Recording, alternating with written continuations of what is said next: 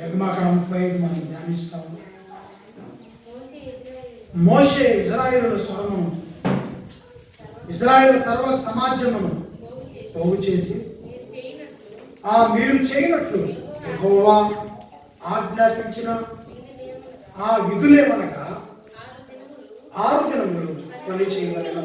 దేవుడు కొన్ని విధులను నియమిస్తున్నాడు.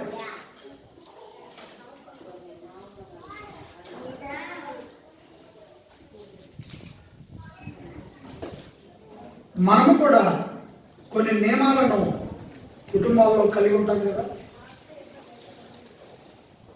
అలాగే సంఘంలో కూడా కొన్ని నియమాలు ఉన్నాయి, క్రమం ఉంది. దాన్ని మనము ఫాలో అవ్వడానికి ఇష్టపడాలి.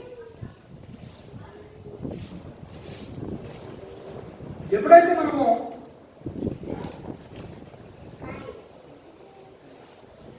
సంఘానికి వచ్చినటువంటి మనం స్వయంగా ఆలోచించుకుంటున్నామో అది అపవాది ప్రేరేపణ, కానీ ఒక్క విషయం వరకు మారుతున్నాడు. ఏంటి ఆ విషయం అంటే, దైవ సేవకునే తన వెంట తిప్పుకునే ప్రయత్నాలు అంటున్నాడు. చెప్పాలి ఏంటంట, మాట్లాడాలి అందరూ చదువుకోమా. ఏంటంట,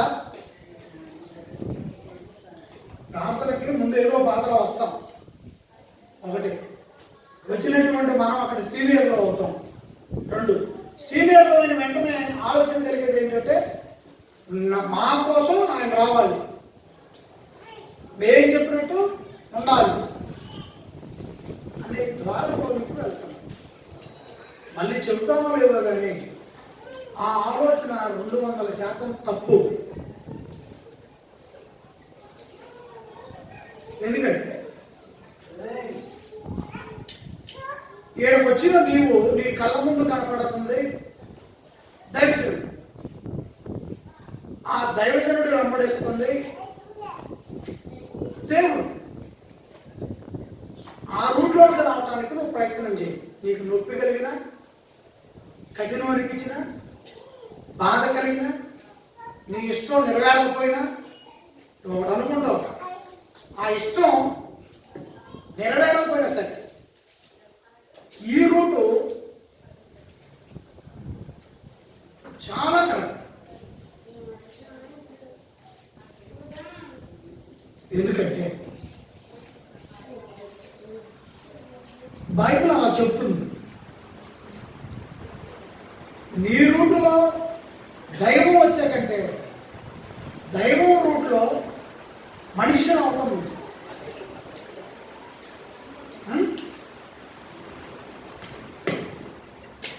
అదే ఇక్కడ వివరిస్తున్నాడు.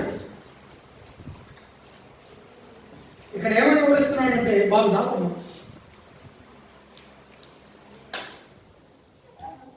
మోషే ప్రజలందరికీ చెప్పు, ప్రజలందరూ దైవాన్ని వెంబడించాలని చెప్పు. సంఘానికి కూడా ఇదే సందేశం. ఈరోజు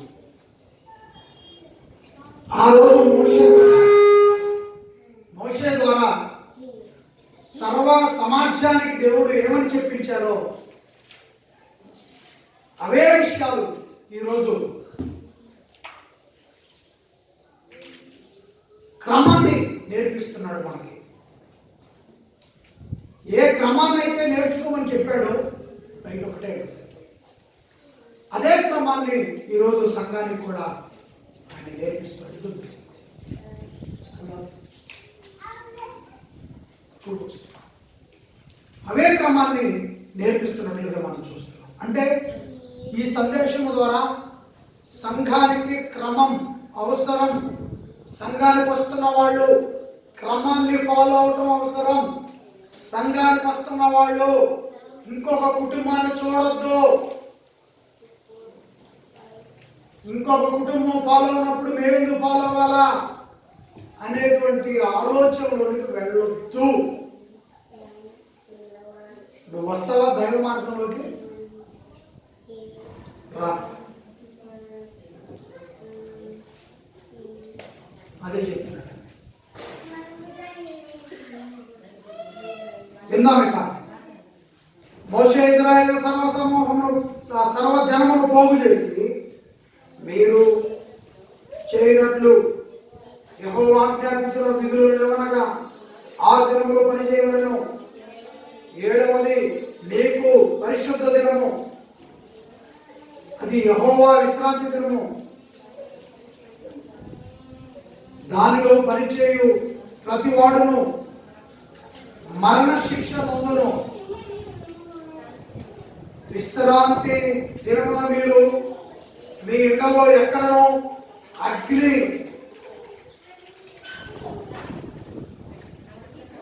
రాజపెట్టొద్దు, అగ్ని రాబెట్టకూడదని వారితో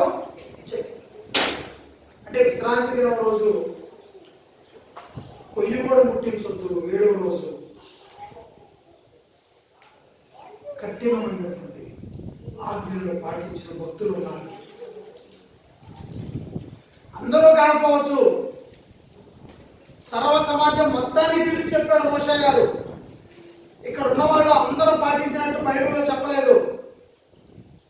కానీ పొయ్యి కూడా ముట్టికూడదంటే ఏంటి? పట్టేం కావాలి?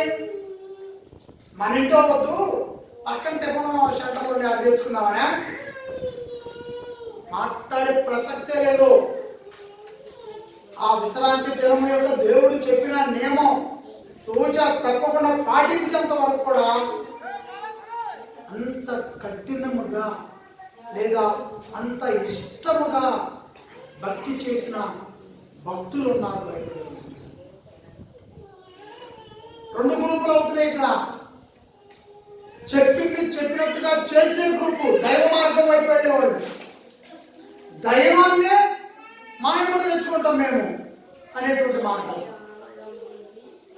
దైవం నీ వైపు ఎప్పుడు రాదు.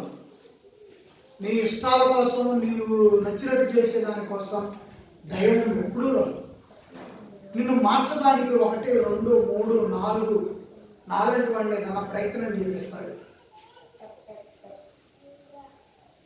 ఇంకా 4వ వాడు కఠినమైన నిర్ణయం తీసుకున్న రోజు ఇక అక్కడ దైవం ఇంకా ఆగిపోమని చెప్పినట్టు. అందుకనే మన ఇష్టాలకు దైవం ఎప్పుడు మనమ్మటి రాదు. మనమే దైవం ఏమంటే కష్టమైన వెళ్ళటానికి ఇష్టంగా మారాలి అనేది ఈ సందేశం. మరియు మోషే ఇజ్రాయేలీలైన సర్వ సమాజముతో ఇట్లని, మీరు మీలో నుండి యెహోవాకు అర్పణము పోగు చేయుడి. ఎట్లనగా బుద్ధి పుట్టిన ప్రతివాడును యెహోవా సేవ నిమిత్తము బంగారు, ఎండి, ఇత్తడి, నీల, ద్రోమ, రక్త వర్ణముల సన్న నార మేకల వెంట్రుకలు, ఎర్ర రంగు వేసిన పొటేళ్లు తోళ్ళు, సముద్ర ఉత్సవాలు తోళ్ళు, తుమ్మకర్రతో ప్రతి దీపమునకు తైలము, అభిషేక తైలమునకు పరిమళ ద్రవ్యము, ధూపమునకు సుగంధ సంభారములు, ఎపోదునకు పాతకమునకు లేత పచ్చలము, చెక్కు రత్నములను తీసుకొని రావలేను. ఇంతవరకు ఉన్నాను. కొన్ని చెప్పాడు. ఇవి మనం చేసే కాదు, కానీ వాళ్ళకి చెప్పాడు. ఎవరికి? ఇశ్రాయేలీయులకు చెప్పాడు. ఈ రత్నాలు, బంగారము, ఇవన్నీ తెమ్మని. వాళ్ళకి అవి ఆ రోజు సమృద్ధిగా ఉండొచ్చు బహుశా. అందుకే వాటిలో ఉన్న వాటిలో తీసుకురామని చెప్పుకుంటవచ్చు. మరి ఈ రోజు మన యొక్క పని ఏంటి? యేసు ప్రభువు వచ్చిన తర్వాత మనకేం చెప్పబడింది? మనమేం చేయాలి? రత్నాలు ఏమన్నా తీసుకొచ్చేవాళ్ళు ఉన్నారు ఇళ్ళలో? రత్నాలు అసలు మీకున్నాయి రత్తాలు నూజివీడు రత్తాలు అన్నట్టు పనికి మాలిన పాటలన్నీ రాస్తారు. నేను కూడా రచయితనేగా, నేను కూడా సాంగ్స్ రాసే రచయితనే కదా. ఇట్లా రత్తాలు అంటే నూజివీడు రత్తాలంట. అవి గొప్పదేగా పేరు కాదురా రత్నం, బతుకు రత్నంగా ఉండాలి.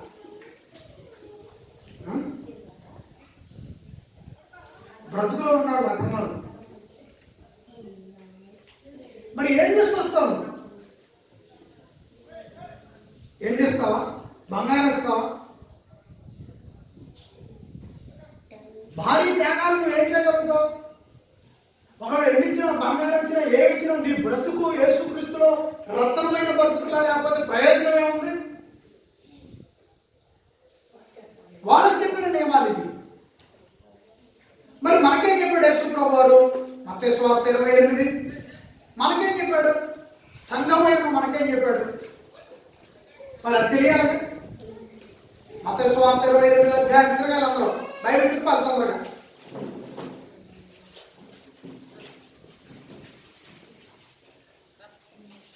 బైబిల్ తిప్పాలి. చూడండి 28 మనము చూస్తా ఉన్నాం.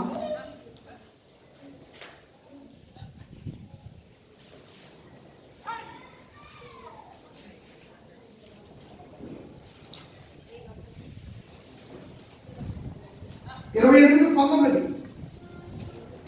19 వచ్చినాం. బైబిల్ చూశారు కదా, చదవాలి. కాబట్టి మీరు వెళ్ళి సమస్త జనులను శిష్యులుగా చేయుడి. చాలండి. మీరు వెళ్ళి, ఇప్పుడు వాళ్ళని ఏం చేస్తామన్నాడు? ఇజ్రాయిల్ ఏం చేస్తామన్నాడు? వాళ్ళు అసలు అగ్ని కూడా పెట్టడానికి వెళ్ళలేదు. ఇంట్లో నువ్వు పొయ్యి ముట్టడానికి వెళ్ళలేదు అన్నాడు. రత్నాలు తెమ్మన్నాడు, వెండి తెమ్మన్నాడు, బంగారం తెమ్మన్నాడు. అన్నీ తీసుకొచ్చి నియమాలు పాటియాలన్నాడు. వాళ్ళకి చెప్పిన రోజు. మరి మనకు కూడా నియమాలు ఉన్నాయా? మనం కూడా నియమాలు పాటించాలా? మనం కూడా నియమాలు అవును, నియమం పాటించాలి. సంఘానికి వస్తున్నటువంటి మనం క్రమం తప్పకుండా నియమాలు పాటించే మనస్సును మనం కలిగి ఉండాలి. ఆ నియమం ఏంటంటే, నీవు యేసుక్రీస్తు మాటలతో ఒక రత్నముగా తయారైనటువంటి రత్నమైన నీవు యేసుక్రీస్తు రక్షకుడిని ప్రకటించాలి. చెప్పలు కొట్టడం పెద్దగా ఉండాలి. ఉపయోగకరమైన పరిస్థితుల్లో ఉన్నటువంటి నిన్ను, ఒకప్పుడు నీకు గుర్తింపే లేని నిన్ను చూసి అమ్మలక్కల దూరంగా పోయినటువంటి బ్రతుకుల మధ్య, డబ్బుల కోసం అల్లాడిపోయినటువంటి బ్రతుకు మధ్య, భార్యాభర్తల మధ్య, కుటుంబంలో పిల్లల మధ్య సమాధానం లేక చిక్కిపోతున్న పరిస్థితుల మధ్య, అయోమయమైపోయిన నీ పరిస్థితుల మధ్య యేసుక్రీస్తు వారు తన వాక్కును పంపించాడు సేవకుడి ద్వారా. విన్నావు, ప్రభువుని రక్షకుడిగా అంగీకరించావు, రత్నముగా మారావు. రత్నంగా మారానికి నన్ను చూస్తే చాలనుకుంటున్నావు. రత్నంగా మారాను నేను, నాలో మెరుపు వస్తే నా మెరుపును చూస్తావా? మనిషి అలా మారిపోయాడు. ఏం చూడాలి నీ మెరుపు? ఏం చూడాలి? ఆ మెరుపు ఏదో ఒక రోజు మురికి పట్టకుండా ఉండాలంటే, యేసుప్రభు ఇచ్చిన మెరుపు ఉంది కదా, ఆ మెరుపు మురికి పట్టకుండా ఉండాలంటే రక్షకుడైన యేసుక్రీస్తును ప్రకటించు. పెద్దగా చెప్పాలా? రక్షకుడైన యేసుక్రీస్తును ప్రకటించు. ఆజ్ఞాయక సంఘానికి, నియమం సంఘానికి. నీవు రక్షకుడైన యేసుక్రీస్తుని నువ్వు ఎప్పుడైతే ప్రకటించకుండా నీ మెరుపును చూసుకోవడానికో, నేను రత్నం అయ్యాను మెరుపుతున్నాననే దానికి నువ్వు ప్రయత్నాలు చేస్తే ఎవరో ఏమి చేయరు. నీ ప్రయత్నమే నీకు చీకటి మీద చేస్తుంది. నీ ప్రయత్నమే. అందుకనే సంఘము ఇజ్రాయేలీలు, రెండు వైపు నుంచి వస్తున్నా నేను. సంఘము ఇజ్రాయేలీలు, ఇజ్రాయేలీలు సంఘము. ఇజ్రాయేలీలకు మోషే నాయకుడు ఉన్నాడు. సంఘానికి సత్యమనే వాడిని యేసు ప్రభు నాయకుడిగా నియమించాడు. అక్కడ మోషే నడిపించాడు, ఇక్కడ సత్యం అనేటువంటి సేవకుడు నడిపిస్తున్నాడు. ఆ రోజు మోషే ద్వారా చెప్పిన మాటలు ఎంత నిజమో, ఈరోజు సత్యం అనే పనివాడి ద్వారా దేవుడు చెప్పిస్తున్న మాటలు అంతే నిజం. అంతే నిజం. సో కాబట్టి నీ ఆలోచన మెరుగుపెట్టి ఆత్మీయంగా ఆలోచించాలని తెలియజేస్తుంది.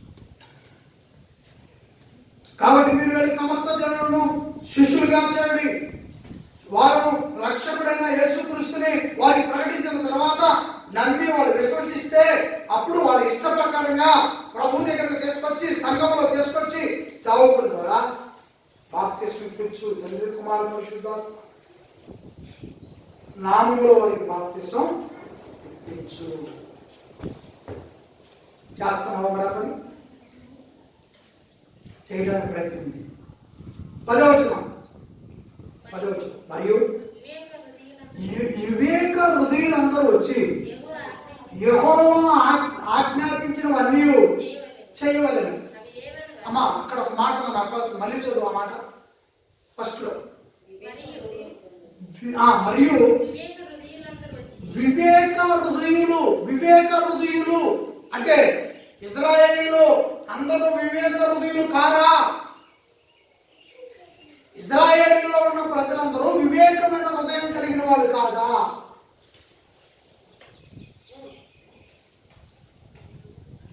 వివేకమైన హృదయాలు ఎందుకు రావాలి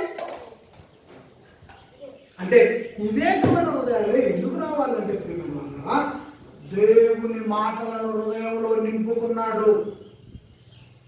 వాళ్ళు స్త్రీలే కానీ పురుషులే కానీ దేవుని మాటలను హృదయాలలో నింపుకున్నారు. నింపుకున్న వారిని దేవుడు చూశాడు. ఆ హృదయులే వివేకమైన హృదయం. మొదటి భాగం ఏంటి? మన జీవితాలు బ్యాడ్ అయిపోయింది. యేసు ప్రభు దగ్గరికి వచ్చాడు, రత్నంగా మారాడు. రత్నంగా దేవుడు యేసు ప్రభుని మార్చాడు. రత్నంగా మారిన నీవు ఏం చేయాలి? రక్షకుడైనా యేసుక్రీస్తుకి నువ్వు సువార్త ప్రకటించాలి. ఆయన గురించి యేసుక్రీస్తు సువార్త ప్రకటించాలి. ఈ రోజు నేను ఇలా రత్నంలో ఉన్నానంటే నా రక్షకుడైనా యేసు మార్చాడు.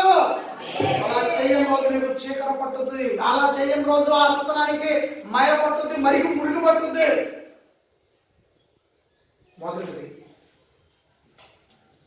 రెండవది, ఆ రత్నములో నేను ఉంటూ రక్షకుడైన యేసుక్రీస్తును ప్రకటించే మనస్సును ఆయన చెప్తున్నాడు. వివేకమైన హృదయాలు.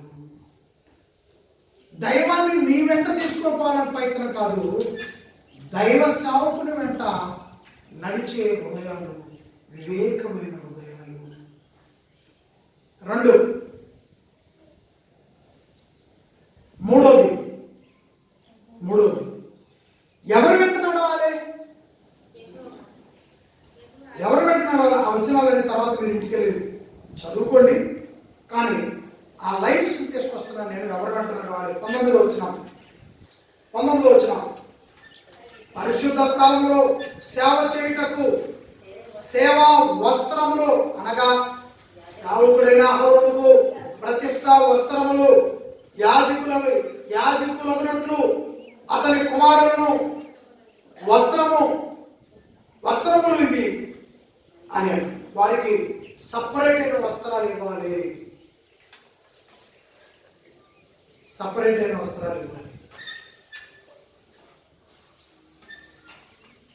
ఏమండి? దేవుని బిడ్డలకి సపరేట్ అయిన వస్త్రాలు ఇవ్వబడ్డాయి ఆ రోజు. అందుకే మేము కూడా చూడండి సపరేట్ వస్త్రాలు వేసుకో. మళ్ళీ చూద్దాం వేసుకోకటే ఒకటి వేసుకో, కుట్టించుకాయ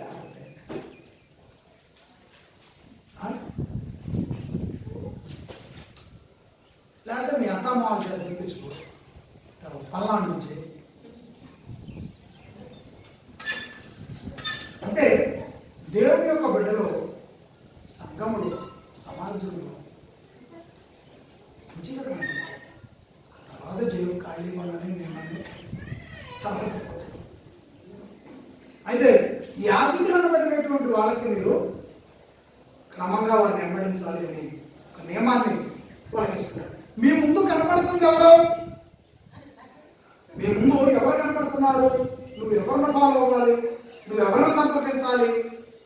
దైవభక్తి విషయంలో నువ్వు ఎవరిని సంప్రదించాలి? సరైనటువంటి విధానము నీకు ఎక్కడి నుంచి దొరుకుతుంది? బిడ్డలో తల్లిదండ్రులను ఆశ్రయిస్తారు. పక్కన ఆశ్రయించారనుకోండి, 1-2 సార్లు ఏమైనా మంచిగా అవుతారు. ఆ తర్వాత ఏదో ఒక విధంగా నీ లోపాన్ని అర్థం చేసుకుంటారు. పక్కన ఆ పిల్లల లోపాన్ని అర్థం చేసుకుంటారు.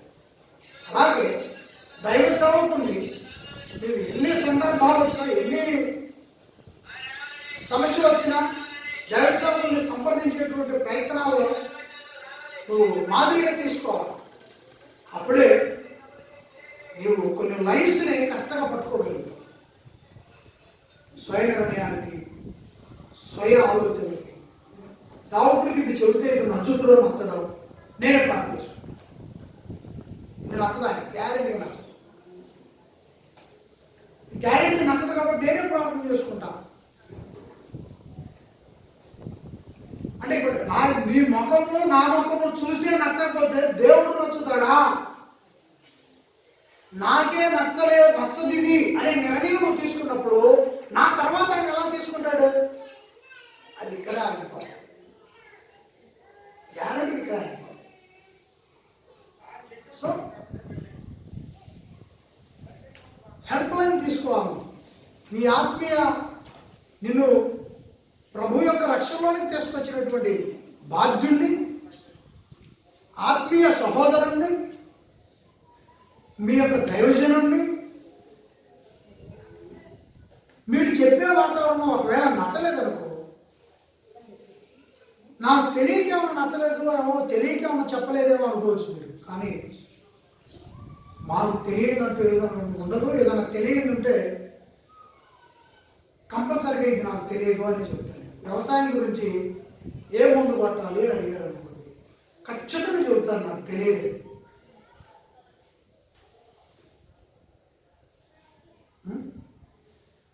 ఏదైనా బలహీనత వచ్చి ఏ హాస్పిటల్కి వెళ్తే బాగుంటుంది అన్నారనుకో, తెలిసిన పరిధిలో సలహాలు ఇస్తాను. అవి కాకుండా ఆత్మీయ జీవితంలో నేను ఏ విధంగా వెళ్ళాలి అని అంటే, అసలు ఇక్కడ నీకు దొరకనంటూ ఏముండదు. నాకు గుర్తుపెట్టు, ఇక్కడ దీన్ని ఫాలో.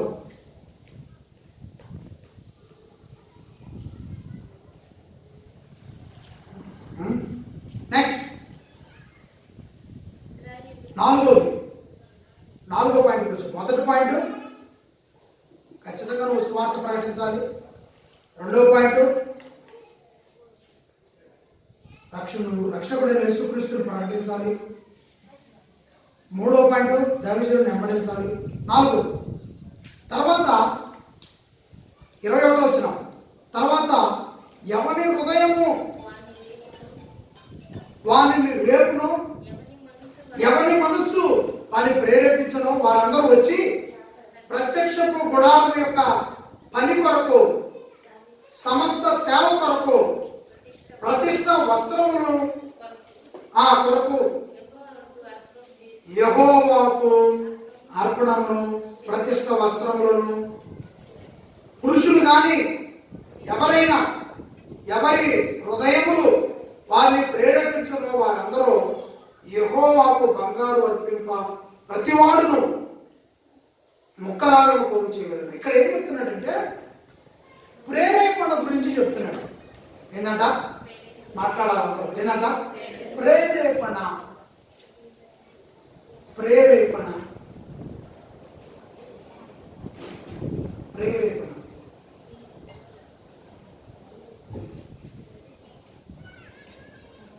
ఇది చాలా ఇంపార్టెంట్ అన్నమాట. ప్రేరేపణ ఎప్పుడు కలుగుతుంది, ఎవరి విషయంలో కలుగుతుంది? ఒక 2 మాటల్లో చెప్తాను.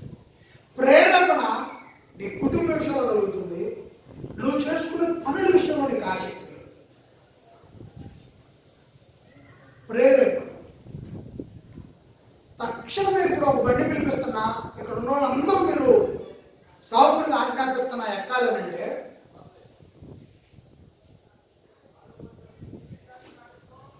అక్కడ ఉంటుంది నీ వ్యవహారం.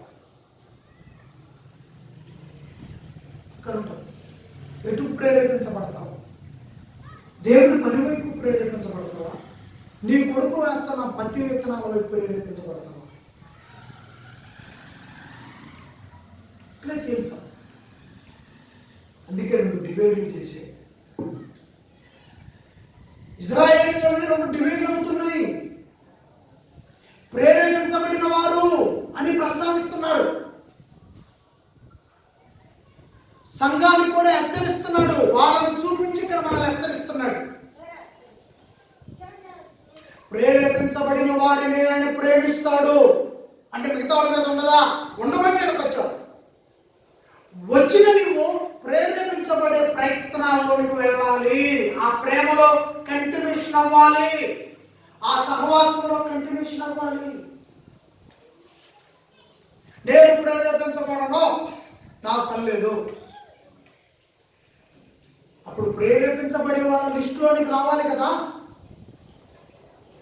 కాబట్టి సువార్తను ప్రకటించడానికి యేసుక్రీస్తు రత్నముగా నేను మార్చాడు. రక్షకుడైన యేసుక్రీస్తును ప్రకటించడానికి ఖచ్చితంగా ప్రేరేపించబడాలి. రావడానికి ప్రేరేపించబడాలి, ప్రకటించడానికి నువ్వు ప్రేరేపించబడాలి, ఇవ్వడానికి నువ్వు ప్రేరేపించబడాలి. అవునా? ఇవ్వడానికి నువ్వు ప్రేరేపించబడాలి. అది చాలు అనుకోబాకండి. దైవ సేవకుని వెంబడించడానికి నువ్వు ప్రేరేపించబడాలి. అబ్బా అసలు వచ్చింది, ముఖ్యమైన పాయింట్ వచ్చిందా? ఏంటో పాయింట్? ఇవ్వడానికి నువ్వు ప్రేరేపించబడాలి. అది ఇక్కడ ఆగుతుండే మొత్తానికి కాదు. నా ప్రసంగం అయితే ఆగదు. దైవ సేవకుణ్ణి దేవుని యొక్క ఆజ్ఞలు, దేవుని ఇష్ట ప్రకారంగా దైవ సేవకుడు వెళుతున్నటువంటి విధానంలో, బైబిల్ చెప్పిన విధానంలో నీవు జీవించటానికి ప్రేరేపించబడాలి. పెద్దగా చెప్పండి ఆమేన్. పెద్దగా చెప్పాలా? ఇంకా సరిపోలా? పెద్దగా చెప్పాలా? ఖచ్చితంగా నువ్వు ఈ లైన్స్ ని ఫాలో.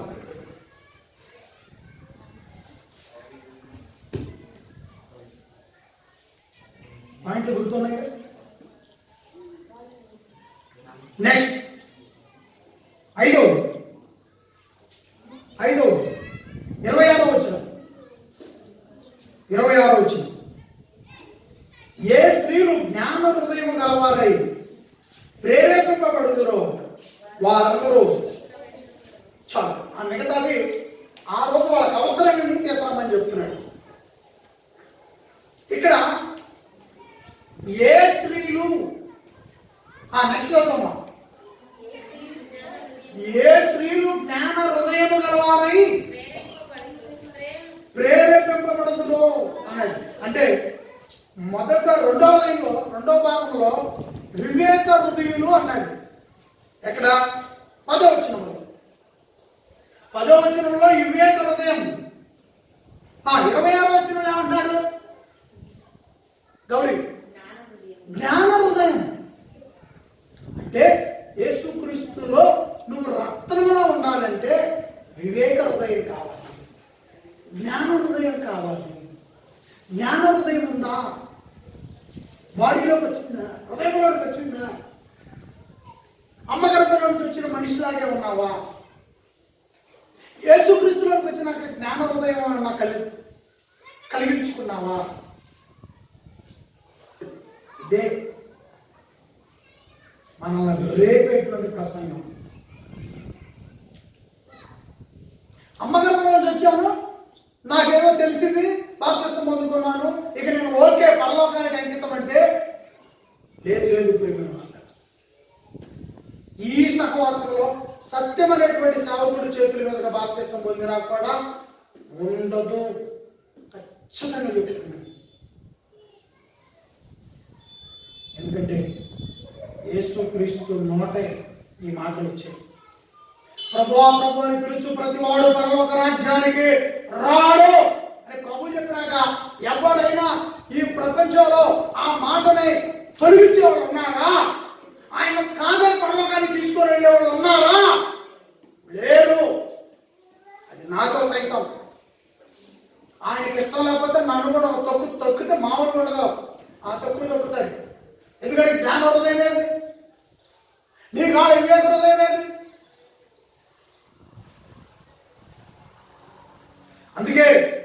క్రైస్తవుడిగా ఉన్నటువంటి మనం జ్ఞాన హృదయాన్ని కలిగి ఉండాలి, వివేక హృదయాన్ని కలిగి ఉండాలి, సావుకు వెంబడించే విధంగా ఉండాలి, బైబిల్ గ్రంథాన్ని వాక్యాన్ని వెంబడించే విధంగా ఉండాలి, సువార్తను ప్రకటించే వారిపై ఉండాలి. నెక్స్ట్ 33 వివేక. ఒక చిన్న పాయింట్, కొంచెం మంచిది, ఒక మంచిది.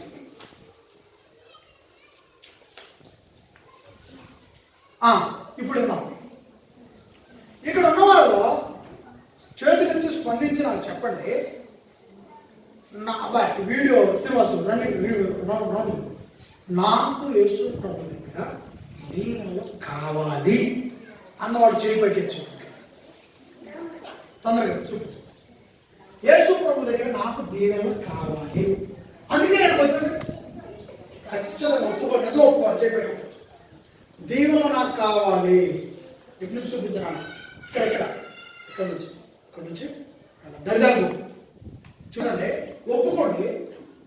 ఎలా రావాలో నేను దారి చెప్తాను, ఎలా పొందుకుంటానో మీకు దారి నేను బైబిల్లో దేవుడు మనకు చెప్పాడు. ఆ దారి ఇప్పుడు నేను మీకు చూపిస్తాను. ఇంకెళ్ళమ్మా, ముందుకెళ్ళి వెళ్ళి మళ్ళీ చివరిదాకెళ్ళి యేసు ప్రభు ద్వారా నాకు దీవెనలు కావాలి, నేను ఆశీర్వదించబడాలి అని నువ్వు అంగీకరిస్తున్నావు, కావాలని అడుగుతున్నావు.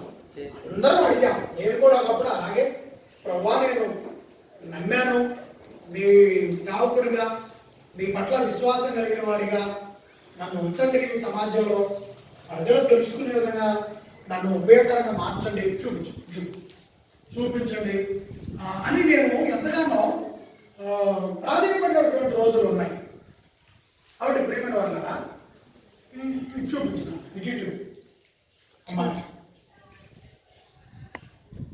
రైట్.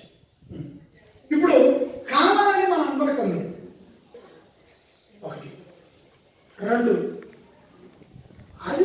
ఆదివారం ప్రార్థనకు వస్తా ఉంటే సరిపోద్దా? 3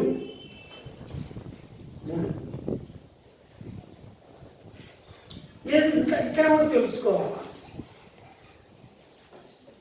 మొదటిది ఆదివారం ప్రార్థనకు వస్తే సరిపోద్దా? బయట వాళ్ళ గురించి కాదు నేను చెప్పేది. ఇక్కడ హాల్లో హౌస్లో ఉన్న మనకి సంఘం చర్చిలో ఉన్నాం. ఆదివారం వదిలిపెట్టకుండా మిస్ అవ్వకుండా వస్తా ఉన్నాం కదా. 1 ఇలా అయితే వస్తాయి. 2 ఇస్తారు కదా, వస్తే ఎంతో కొంత ఇస్తారు, ఇవ్వకుండా ఇలా చేస్తే వస్తాయి.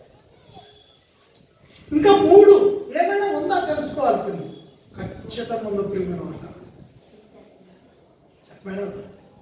చెప్పండి అన్నోళ్ళు నోరికి చెప్పండి. నాకు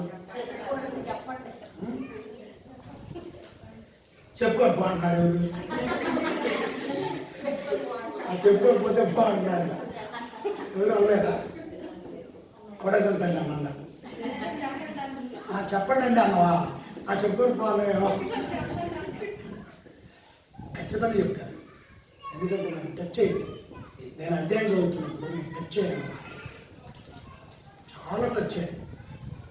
ఆ మాటలు మీరు చెప్తే కంపల్సరీగా అంటే 30 అసలు ఏం జరిగింది? దేవుడు ఇశ్రాయేలీయుల్లో ఎంతోమంది ప్రజలు ఉన్నారు, చాలామంది ఉన్నారు. లక్షల్లో ఐగుప్తు నుంచి బయలుదేరించారు. కానీ దేవుడు చూస్తా ఉన్నాడు అందరినీ. ఆయన అందరినీ చూస్తా ఉన్నాడు అన్నదానికి ఈ రెఫరెన్స్ అర్థం. అందుకే నేను ఇంత డీప్. ఎంతోమంది బయలుదేరారు కదా, ఎంతోమంది బయలుదేరి వస్తా ఉన్నారు. వస్తా ఉన్న ప్రజల్ని ఆయన చూస్తూ ఉన్నాడు. ఎప్పుడు, ఎలా, ఏంటి, ఆయన ఎలా చూసి ఇలాగో కూడా చూస్తున్నాడు ఆయన అనిపించింది నాకు ఈ ఉచ్చరం దగ్గరకు వచ్చిన తర్వాత. వివేక హృదయం కావాలన్నాడు, జ్ఞాన హృదయం కావాలన్నాడు, జాగ్రత్తగా బైబిల్లో ఉన్న వాక్యాన్ని వెంబడించమన్నాడు. ఇవన్నీ అందరికి సంబంధించినవి కదా అనుకున్నాడు. అధ్యాయం మొదట కూర్చున్నా చదువుతూ ఉన్నా అలా అని చెప్పాడు ఇశ్రాయేలుకి. అంటే వాళ్ళకి అది చెప్పాడు. సంఘమై ఉన్న మనకి యేసుక్రీస్తు దగ్గర నుంచి మనం తీసుకోవాలి, అపోస్తుల దగ్గర నుంచి తీసుకోవాలి. మనం వాళ్ళకి అవి అవసరమైనవి చెప్పాడు, మనకు అవసరమైనవి మత్తయి సువార్త కాడి నుంచి ఉన్నాయి.